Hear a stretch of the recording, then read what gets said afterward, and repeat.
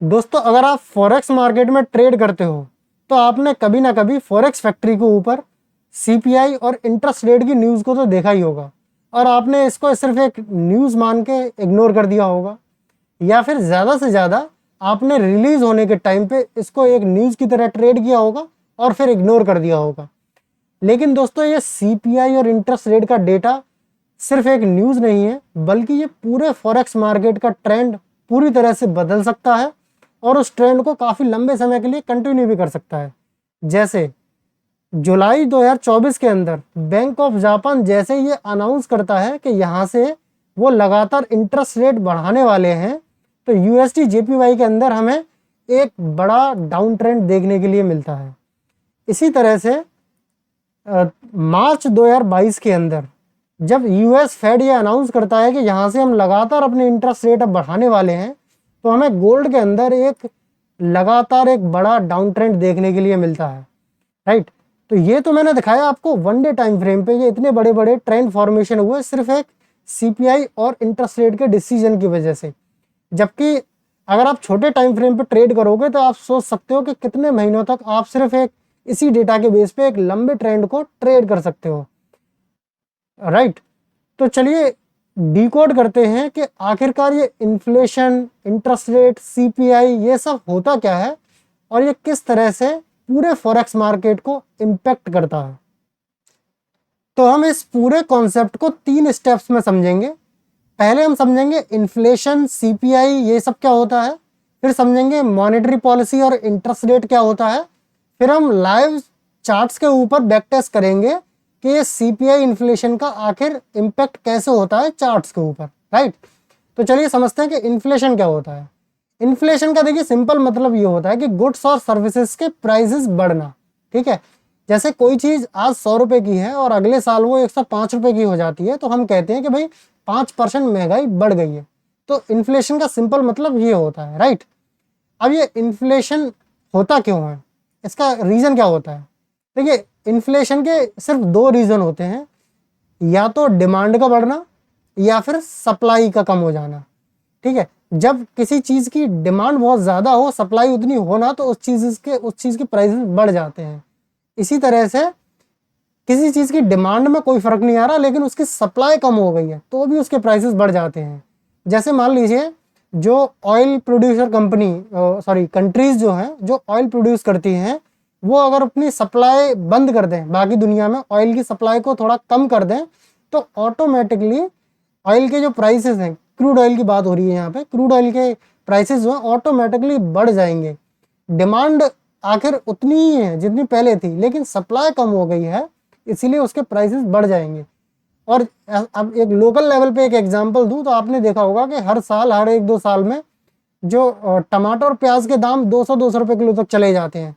वो इसीलिए चले जाते हैं, ऐसा नहीं है कि प्याज और ये टमाटर खाना लोगों ने ज़्यादा अचानक से ज़्यादा कर दिया है, क्योंकि उसकी सप्लाई बहुत कम हो गई है और डिमांड उतनी ही है, इसीलिए उसके प्राइसेस बढ़ जाते हैं। तो हम कहते हैं कि इन्फ्लेशन बढ़ गई है। और ये टमाटर और प्याज के ऊपर लागू नहीं होती ये चीज़, ये हर सर्विस, हर प्रोडक्ट के ऊपर लागू होती है चीज़। तो इसी तरह से इन्फ्लेशन काम करती है इकोनॉमी के अंदर, राइट। तो देखिए अब समझते हैं कि इन्फ्लेशन जो होती है किसी कंट्री में, उसको मेज़र कैसे किया जाता है। तो देखिए उसके लिए 2 इंडेक्स होते हैं। तो इंडेक्स में क्या होता है कि जितनी भी प्रोडक्ट और सर्विसेज हैं किसी कंट्री के अंदर, उन सबका एवरेज प्राइस देखा जाता है कि कितना बड़ा है पिछले साल के कंपैरिजन में परसेंटेज वाइज, ठीक है। तो हमारे पास 2 इंडेक्स होते हैं, एक प्रोड्यूसर प्राइस इंडेक्स और एक consumer price index. Producer price index वो होता है जो मैन्युफैक्चरर है, ठीक है, जो होलसेलर है, उनका रॉ मटेरियल की प्राइस बढ़ गई तो उनको भी चीज़ें महंगी पड़ेंगी बनाना, ठीक है।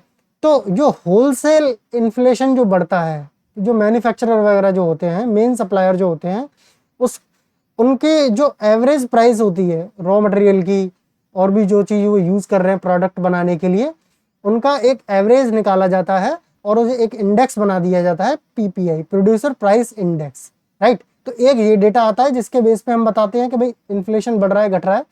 दूसरा होता है कंज्यूमर प्राइस इंडेक्स। हम जैसे आम लोग चीज़ें खरीदते हैं, सर्विसेज खरीदते हैं, तो उन चीज़ों का जब प्राइस बढ़ता है तो जितने भी प्रोडक्ट और सर्विसेज हैं उनका एक एवरेज लिया जाता है कि एवरेज प्राइस कितना बड़ा है पिछले साल के कंपैरिजन में, उसको बोलते हैं हम कंज्यूमर प्राइस इंडेक्स, राइट। तो आप जब फॉरेक्स फैक्ट्री के ऊपर जाओगे तो आपने इस तरीके से डेटा रिलीज होते हुए जरूर देखे होंगे, जैसे यूएसडी का core CPI monthly on monthly, CPI monthly on monthly, CPI year on year, CHF का डेटा भी आता है, कैड का data, median CPI, trimmed CPI, जितने भी ये सीपीआई डेटा आ रहा है अलग अलग करेंसीज का नाम लिखा हुआ है, ये उस देश की इन्फ्लेशन को शो कर रहे हैं कि उस देश में इन्फ्लेशन अभी कितने % चल रही है, ठीक है। जैसे यहाँ पे, और यहाँ पे देखिए पीपीआई डेटा भी इस तरह से रिलीज होता है, कोर यूएस कोर पीपीआई और ये सीएच पीपीआई। देखिए पीपीआई डेटा इतना ज़्यादा इंपॉर्टेंट डेटा नहीं है, आपको जो मेन फोकस करना है वो सीपीआई डेटा पे करना होता है, राइट। क्योंकि देखिए ये वाले प्राइसेस अगर बढ़ेंगे, होलसेल अगर प्राइसेस बढ़ेंगे तो ऑटोमेटिकली रिटेल प्राइस हम लोगों के लिए वैसे ही बढ़ने वाले हैं। तो ये वाला जो डेटा होता है सीपीआई, ये हमारे लिए ज़्यादा इंपॉर्टेंट है, राइट। तो आपने इस तरह से ये डेटा रिलीज होते हुए फॉरेक्स फैक्ट्री पे देखा ही होगा, तो आपको ये देखना होता है। जैसे कि देखिए USD CPI year on year, यहाँ पे 2.4% लिखा हुआ है। इसका मतलब ये है कि कोई चीज़ यूएसए के अंदर पिछले साल अगर 100 रुपये की थी तो आज वो 102.4 रुपये की हो चुकी है, राइट। और देखिए जो अब यहाँ पे एक चीज़ और क्लियर कर दूं मैं यहाँ पे कि इन्फ्लेशन डेटा होना कितना चाहिए, कितना ज़्यादा इन्फ्लेशन हो तो उसको बोलेंगे हम ये इन्फ्लेशन ज़्यादा है, कितने को नॉर्मल बोलेंगे और कितने को कम बोलेंगे।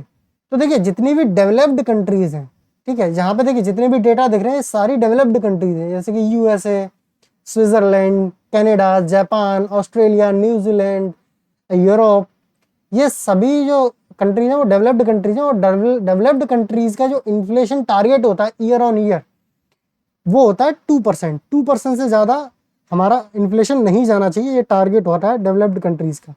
और जो एमर्जिंग या फिर डेवलपिंग कंट्रीज़ हैं जैसे कि इंडिया, ब्राज़ील, साउथ अफ्रीका, ये सब कंट्रीज जो होती हैं उनका जो इन्फ्लेशन टारगेट रहता है वो 4 से 5% रहता है। तो आपको मेनली इस पर फोकस करना है कि 2% जो इन्फ्लेशन जो होता है वो नॉर्मल इन्फ्लेशन होता है, उससे ज़्यादा इन्फ्लेशन किसी कंट्री का बढ़ रहा है फॉरेक्स मार्केट में जिसमें हम ट्रेड करते हैं, तो मतलब वो अच्छा नहीं है। अगर वो वैसा हो रहा है तो उस पर वो क्या इम्पैक्ट आएगा वो हम आगे डिस्कस करेंगे। तो आई होप आपको बिल्कुल क्रिस्टल क्लियर तरीके से समझ में आया होगा कि ये सीपीआई और ये इन्फ्लेशन आखिर होता क्या है।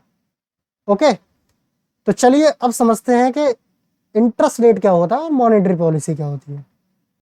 देखिए इंटरेस्ट रेट को समझने से पहले आपको ये समझना होगा कि मनी सप्लाई और लिक्विडिटी क्या होती है इकोनॉमी के अंदर। तो देखिए इकोनॉमी के अंदर 2 सिनेरियो होते हैं।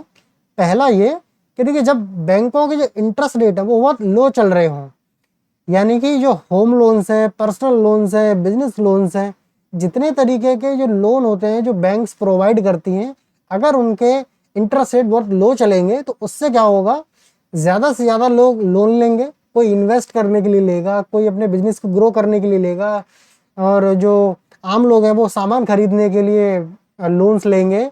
यानी कि मनी की जो सप्लाई है इकोनॉमी के अंदर ज़्यादा हो रही है, राइट। और जो अगर सप्लाई ज़्यादा होगी मनी की तो लोग ज़्यादा इन्वेस्ट करेंगे, सामान ज़्यादा खरीदेंगे, उसकी वजह से क्या होगा कि जो कंपनीज के प्रॉफिट्स हैं वो भी ग्रो करेंगे। वो ग्रो करेंगे तो एक कंट्री की जीडीपी ग्रोथ होगी अच्छी।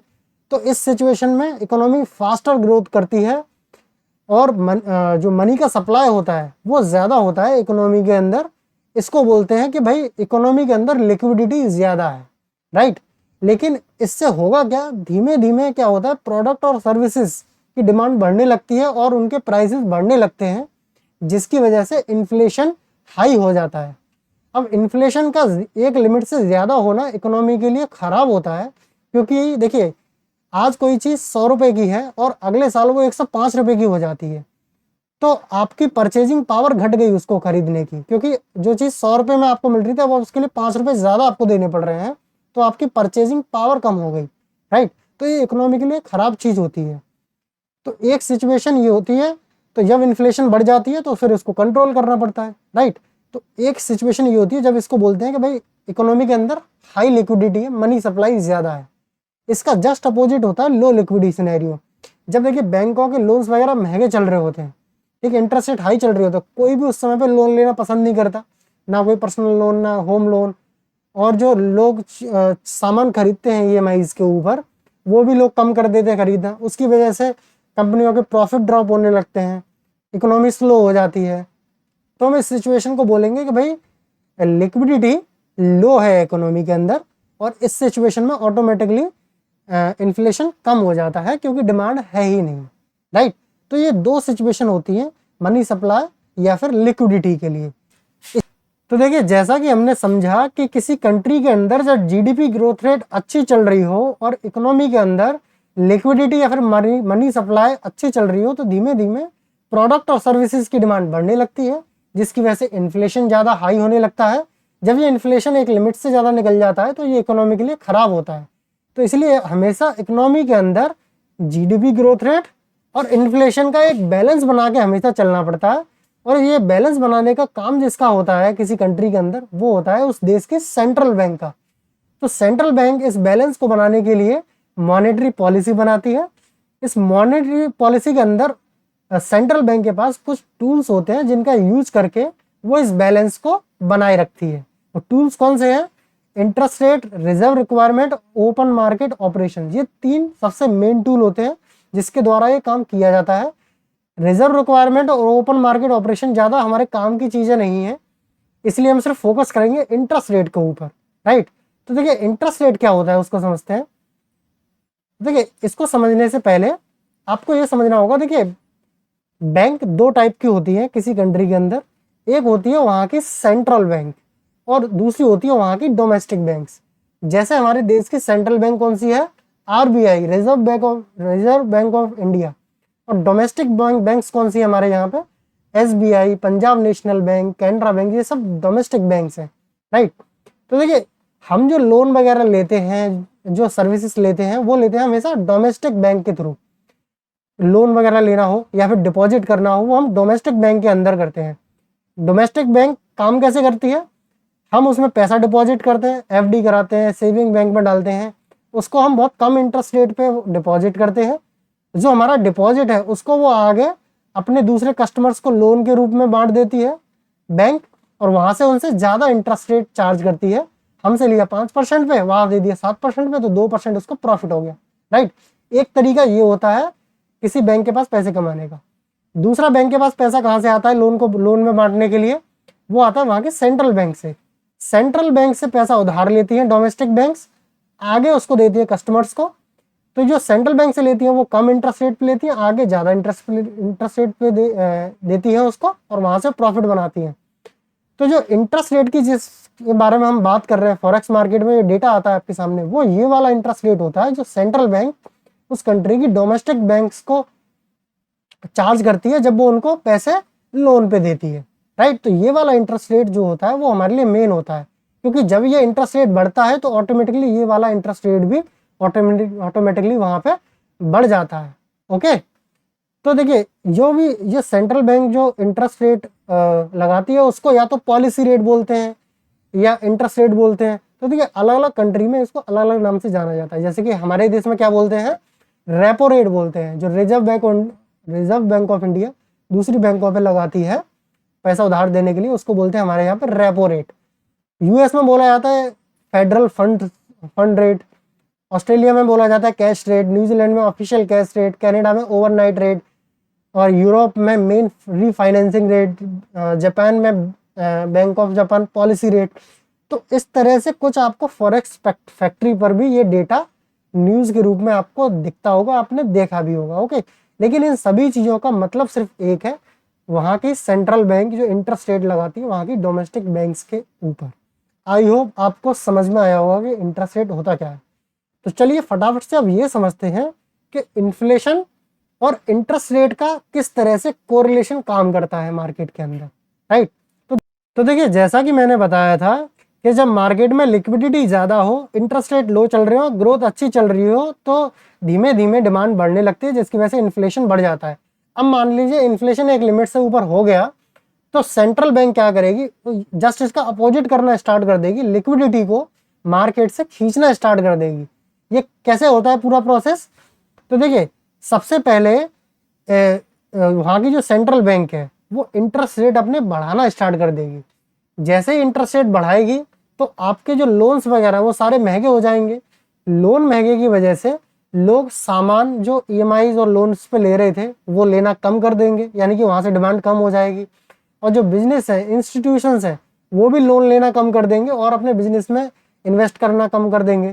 ठीक है, सारे लोन्स महंगे हो जाएंगे तो ऑटोमेटिकली हर चीज़ की डिमांड कम हो जाएगी। ओके, मार्केट में पैसा जो सर्कुलेट हो रहा था लोन्स वगैरह के थ्रू वो वापस बैंक के पास आने लगेगा, यानी कि लिक्विडिटी और मनी सप्लाई कम हो जाएगी मार्केट के अंदर, जिसकी वजह से क्या होगा, इन्फ्लेशन धीमे धीमे कम आने लगेगा। ऑब्वियसली जब डिमांड घटेगी तो चीज़ों के प्राइसेस नीचे जाएंगे तो इन्फ्लेशन कम होने लगेगा, राइट। तो इंटरेस्ट रेट का इस तरह से काम करता है इन्फ्लेशन को घटाने के लिए सेंट्रल बैंक, राइट। तो आपको आई होप क्लियरली समझ में आया होगा कि भाई जब इन्फ्लेशन ज़्यादा होगा तो उसको कम करने के लिए इंटरेस्ट रेट बढ़ाने पड़ेंगे, और इन्फ्लेशन जब कम होगा, ठीक है, सबको सही चल रहा होगा, तो ग्रोथ रेट अगर बढ़ाना है, लिक्विडिटी बढ़ानी है मार्केट के अंदर ग्रोथ अच्छी करने के लिए, तो दोबारा से सेंट्रल बैंक इंटरेस्ट रेट को कम कर देगी। ओके, फिर दोबारा से इकोनॉमी अच्छी तरीके से काम करने लगेगी। तो इस तरीके से इन्फ्लेशन और ये इंटरेस्ट रेट का कोरिलेशन काम करता रहता है, राइट। अब देखिए सबसे ज़्यादा इंपॉर्टेंट बात जो समझने वाली है हमारे लिए एज अ फॉरेक्स ट्रेडर वो ये है कि इस कोरिलेशन का उस देश की करेंसी के ऊपर कैसा इफेक्ट आता है, क्योंकि हमें अल्टीमेटली जो ट्रेड करना है इस डेटा को लेके यूज करके वो करना है करेंसी को। तो देखिए जब भी इन्फ्लेशन बढ़ता है तो इंटरेस्ट रेट बढ़ती है, इंटरेस्ट रेट बढ़ता है तो उस देश की करेंसी स्ट्रांग होती है, उसकी वैल्यू बढ़ती है। क्यों? क्योंकि मान लीजिए देखिए अमेरिका जैसे मान लीजिए इंटरेस्ट रेट बढ़ाता है, वहाँ की इन्फ्लेशन ज़्यादा हो जाती है और इंटरेस्ट रेट बढ़ा देता है वहाँ का जो फेडरल रिजर्व है, सेंट्रल बैंक है जो वहाँ का, तो होगा क्या, अमेरिका के इंटरेस्ट रेट बढ़ जाएंगे तो लोग वहाँ पे अपना पैसा वहाँ की बैंकों में डालना शुरू कर देंगे, क्योंकि वहाँ पे इंटरेस्ट रेट उनको ज़्यादा मिलेगा अपने पैसे के ऊपर। और वहाँ पे किसी को अमेरिका में इन्वेस्ट करना है, वहाँ की बॉन्ड मार्केट में करना है, वहाँ एफडी करानी है, वहाँ किसी और इंस्ट्रूमेंट में इन्वेस्ट करना है, ठीक है, ज़्यादा इंटरेस्ट लेने के लिए, तो उसको पहले अपनी करेंसी को डॉलर में कन्वर्ट करना पड़ेगा, डॉलर खरीदने पड़ेंगे, तब वो वहाँ पे डॉलर में इन्वेस्ट करेगा। तो जब इतने सारे लोग डॉलर को खरीदेंगे तो डॉलर की डिमांड बढ़ेगी, डॉलर की डिमांड बढ़ेगी तो उसकी वैल्यू ऑटोमेटिकली बढ़ जाएगी। तो आपको हमेशा ये कोरिलेशन याद रखना है कि इन्फ्लेशन जब ज़्यादा होगी तो इंटरेस्ट रेट ज़्यादा हो जाएंगे, इंटरेस्ट रेट ज़्यादा हो जाएंगे तो वहाँ की करेंसी की वैल्यू बढ़ जाएगी। जस्ट इसका अपोजिट भी होगा, जब इन्फ्लेशन कम होने लगेगी तो इंटरेस्ट रेट कम होने लगेंगे, वहाँ की करेंसी की वैल्यू भी डाउन होने लगेगी, क्योंकि कोई वहाँ पे इन्वेस्ट करना नहीं चाहेगा फिर, राइट। तो ये कोरिलेशन मार्केट में हमेशा काम करता है। इसी कोरिलेशन को अब हम लाइव चार्ट के ऊपर एग्जाम्पल के साथ देखेंगे कि पास्ट में किस तरह से इस कोरिलेशन ने काम किया है किसी भी करेंसी के ऊपर। अब चार्ट्स पे चलने से पहले मैं आपको बताना चाहूँगा कि आप में से बहुत सारे लोग ये डिमांड कर रहे थे कि मैं अपना एक टेलीग्राम चैनल बनाऊँ जहाँ पे आपको सारे फंडामेंटल एनालिसिस से रिलेटेड आपको अपडेट्स मिल सके रेगुलरली, और साथ ही साथ ये जो शीट है, प्रेजेंटेशन शीट है, ये भी मैं उस टेलीग्राम चैनल में अपलोड कर दूंगा, जिससे आप दोबारा से इसको देख सकते हैं, इस एनालिसिस को देख सकते हैं पूरा, और डिस्क्रिप्शन में लिंक है, वहाँ से आप ज्वाइन कर लेना टेलीग्राम में, सारे अपडेट्स आपको वहाँ पे मिलते रहा करेंगे, राइट। चलिए अब चार्ट के ऊपर आते हैं। देखिए सबसे पहले हम एग्जांपल लेंगे गोल्ड का, क्योंकि देखिए गोल्ड में सबसे ज़्यादा आप लोग ट्रेड करते होंगे, आप में से ज़्यादातर लोग। और देखिए गोल्ड का जो मूवमेंट होता है, मैं कई बार आपको बता चुका हूँ कि डॉलर इंडेक्स से डिसाइड होता है कि गोल्ड का मूवमेंट कैसा रहेगा। और डॉलर कहाँ की करेंसी है, यूएसए की करेंसी है। तो हम यूएसए का डेटा चेक करते हैं, इन्फ्लेशन और सीपीआई का, और उसके बाद में देखेंगे उसका क्या इफेक्ट होता है डॉलर इंडेक्स के ऊपर और गोल्ड के ऊपर, राइट। तो देखिए डेटा चेक करने के लिए जैसा आप सब लोग जानते हैं फॉरेक्स फैक्ट्री के ऊपर जाएंगे हम, ठीक है। तो फॉरेक्स फैक्ट्री हम जैसे खोलेंगे तो यहाँ पे देखिए कैलेंडर वाला ऑप्शन आता है, यहाँ पे क्लिक करेंगे तो जितने भी इवेंट हैं हमारे इकोनॉमिक इवेंट सारे यहाँ पे इस कैलेंडर में आ जाएंगे। तो अभी जो हमें चेक करना है, सबसे पहले हम चेक करेंगे इन्फ्लेशन, यानी कि सीपीआई डेटा चेक करेंगे कि इन्फ्लेशन कितना था यूएसए का। उसके बाद में फिर चेक करेंगे इंटरेस्ट रेट कितना था, उसके बाद में उस दोनों को कोरिलेट करके देखेंगे चार्ट के ऊपर कैसे इम्पैक्ट आया था, राइट। तो यहाँ इवेंट में सर्च कर लेंगे, तो इवेंट में हमें चेक करना है CPI, US CPI data year on year आ गया। तो मैंने आपको बताया कि ईयर ऑन ईयर वाला ही आपके लिए मेन होता है डेटा, राइट। मंथली वाला आप देखो या मत देखो। तो देखिए ये 10 अप्रैल को इसका रिलीज हुआ था लेटेस्ट। ठीक है, तो सबसे पहले हम थोड़ा सा पुराना डेटा देखेंगे इसका, तब हमें ज़्यादा आइडिया होगा कि इन्फ्लेशन का क्या रहता है। तो देखिए, जैसा कि मैंने आपको अभी एक्सप्लेनेशन दिया था कि डेवलप्ड कंट्रीज जो होती हैं उनका जो इन्फ्लेशन है वो 2% की रेंज में रहना चाहिए, 2% के आसपास होना चाहिए तो ठीक है। 2% से ज़्यादा होता है तो उसके ऊपर उसको कंट्रोल करने की ज़रूरत होती है। तो यहाँ पे आप देखोगे, कोविड के बाद से एग्जाम्पल लेते हैं हम। ठीक है, कोविड से पहले यहाँ का इन्फ्लेशन 2% के आसपास ही रहता था, राइट। लेकिन कोविड जैसे खत्म हुआ, 2021 आ गया, तो यहाँ से आप देखोगे 2.6%, 4.2%, और यहाँ पे देखोगे 5%, 5% से ऊपर जाता गया 6%। ठीक है, इन्फ्लेशन यानी कि यहाँ पे लगातार बढ़ती जा रही है, बढ़ती जा रही है, और बढ़ते बढ़ते बढ़ते बढ़ते आप देखोगे कहाँ पे आगे इसका पीक आ गया, 9.1% तक चली गई जुलाई के अंदर। जुलाई 2022 के अंदर 9.1% तक पहुंच चुकी थी इन्फ्लेशन। ठीक है, और अप्रैल में, मार्च अप्रैल में आप देखोगे 8% को क्रॉस करने लगी थी, यानी कि पीक यहाँ से स्टार्ट होने लग गया था। अब जहाँ पे जो टारगेट रहता है वो कितना रहता है, 2% है। 2% की जगह अगर 8%, 9% इन्फ्लेशन चली जाए तो वहाँ पे क्या होगा बताओ। अब मैं आपसे पूछता हूँ, इसको कंट्रोल करने के लिए वहाँ की जो सेंट्रल बैंक है यानी कि फेडरल रिजर्व, उसने क्या किया होगा। ऑब्वियसली सबसे पहले उसने वहाँ के इंटरेस्ट रेट बढ़ाए होंगे, राइट। तो अब देखते हैं, अब इस डेट को याद रखिएगा। देखिए, मार्च अप्रैल से लेके जुलाई में पीक हो गया था, इस दौरान क्या हुआ है। ठीक है, जुलाई चेक करेंगे और मार्च से देखेंगे हम कि इंटरेस्ट रेट में क्या हुआ है यहाँ पे। तो यहाँ पे सर्च कर लेंगे, दोबारा से यहाँ चले जाते हैं, तो यहाँ पे आ जाएगा US federal fund rate, right. तो इसको देखते हैं इंटरेस्ट रेट का यहाँ पे क्या हुआ था। देखिए, डेटा हमारे पास आ गया, इसका पुराना डेटा लोड कर लेते हैं। देखिए यहाँ देखिए, अब देखिए इंटरेस्ट रेट पहले कितने रहा करते थे जब इनका इन्फ्लेशन नॉर्मल चल रहा था, 0.25%। ठीक है, जो कि बहुत कम होता है, राइट। अब देखिए यहाँ पे इन्होंने मार्च 2022 के अंदर इन्होंने यहाँ से इंटरेस्ट रेट बढ़ाना शुरू किया। तो मार्च 2022 के अंदर फेड ने ये अनाउंस किया था कि यहाँ से हम लगातार इन्फ्लेशन बढ़ाते, सॉरी इन्फ्लेशन नहीं, लगातार यहाँ से हम इंटरेस्ट रेट बढ़ाते रहेंगे अपनी बढ़ती हुई इन्फ्लेशन को कंट्रोल करने के लिए। तो इस डेट को याद रखिएगा, मार्च 2022। यहाँ से देखिए लगातार इन्फ्लेशन यहाँ से बढ़ाना स्टार्ट किया है, ये अनाउंस किया फेड ने कि यहाँ से लगातार बढ़ाएंगे। उसके बाद में चार्ट के ऊपर देखेंगे, गोल्ड को हम अभी हम देखेंगे। पहले हम DXY देखते हैं, डॉलर इंडेक्स के अंदर क्या हुआ था उस टाइम पे, राइट।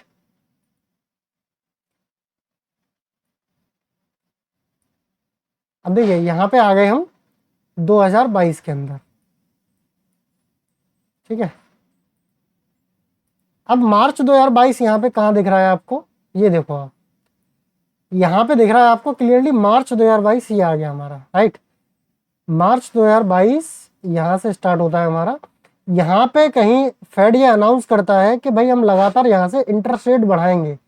तो जब इंटरेस्ट रेट बढ़ते हैं तो मैंने आपको बताया कि करेंसी का क्या होता है, करेंसी ऑब्वियसली स्ट्रांग होती है क्योंकि वहाँ पे इन्वेस्टमेंट बढ़ता है ज़्यादा इंटरेस्ट पाने के लिए, मैंने बताया था आपको। तो करेंसी का क्या होता है, स्ट्रांग होती है। तो जब मार्च से लेके, ज़्यादा हो गया ये, इस एरिया से लेके देखो, इतना बड़ा अप ट्रेंड देखने के लिए मिला था, कई महीने का अप ट्रेंड चला था ये, जब फेड ने ये अनाउंस किया यहाँ से डायरेक्ट ये इंटरेस्ट रेट बढ़ाते जाएंगे यहाँ पे, राइट। तो डॉलर इंडेक्स में अप ट्रेंड आता है, तो फिर गोल्ड में क्या होता है, ये मैंने आपको कई वीडियो में बता चुका हूँ कि गोल्ड और डॉलर का इनवर्स रिलेशनशिप काम करता है हमेशा मार्केट के अंदर। डॉलर स्ट्रांग होगा तो गोल्ड वीक होगा, ओके, गोल्ड वीक होगा तो डॉलर स्ट्रांग होगा, राइट। तो यहाँ पे जब इतना बड़ा अप ट्रेंड आया है तो गोल्ड यहाँ पे वीक हुआ होगा, ठीक है। तो गोल्ड के अंदर देखते हैं कि क्या हुआ था।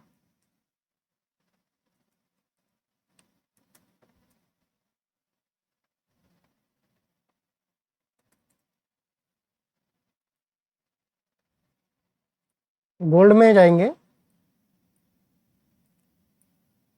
मार्च 2022 के अंदर, राइट।